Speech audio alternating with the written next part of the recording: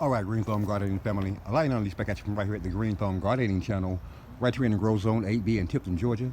And as we reach about the 3/4 of the way mark here, as far as relocating our nursery and our food forest goes, in this evening's video, we're back here at the vineyard in the process of preparing our grapevines for transport and transplant to our new currently undisclosed location.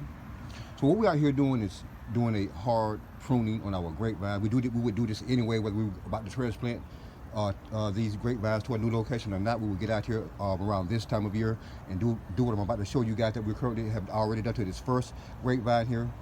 For those of you guys out there who's been following our channel for a while, you're aware that we're currently growing purple muscadine grapevine. That's this first one right here. We're growing bronze muscadine grapevines, and on the end down here, we're growing concord grapevines.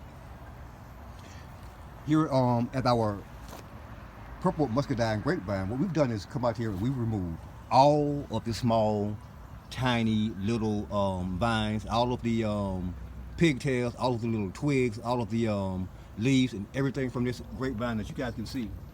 We left no foliage, no small vines such as this one. You guys can see that, or anything up to even a pencil size vine. We removed those, and we cut our vine off at about a height of about 4.5 to 5 feet here. That's going to allow us to, when we get to our get this grapevine to our new location, simply plant this grapevine on the end like we had it here on a larger trellis, and in the spring, once it comes out of dormancy, it'll spread out in all directions across our trellis.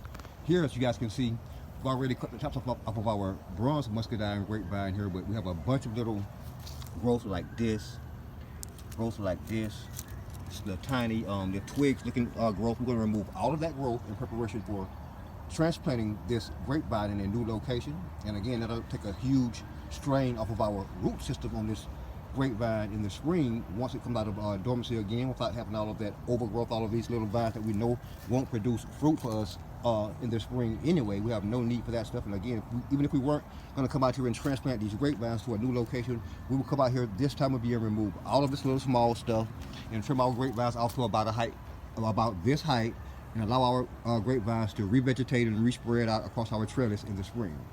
So again, you guys can see we've removed all small twigs, all leaves, even all small pencil-sized vines from this first purple muscadine grapevine here. We've taken the liberty of using some string to tie it up, make it more compact and manageable once we actually dig it up. We're going to dig this thing up. We're going to just simply place it over in a plastic bag. We won't even bother putting this in a pot or anything like that. We're going to place it over in a plastic bag, garbage bag, something like that right there. Tie that back up around the base down there. Sit it on our trailer. Same thing with this one. Same thing with our concord grapevine down here. We do the exact same thing. And also removing all of this excess growth during the winter. A lot of this small stuff like this right here that's still kind of green, the winter will actually kill this stuff, and it'll rot on your vines if you dip it on your vines, and it'll produce mold and fungus and stuff like that that will spread to your leaves and vines and fruit in the spring and summer months when your plants begin to flower and fruit next year. So by removing all of this small vines and stuff like that that we know the cold weather is going to kill anyway, we're reducing the risk and the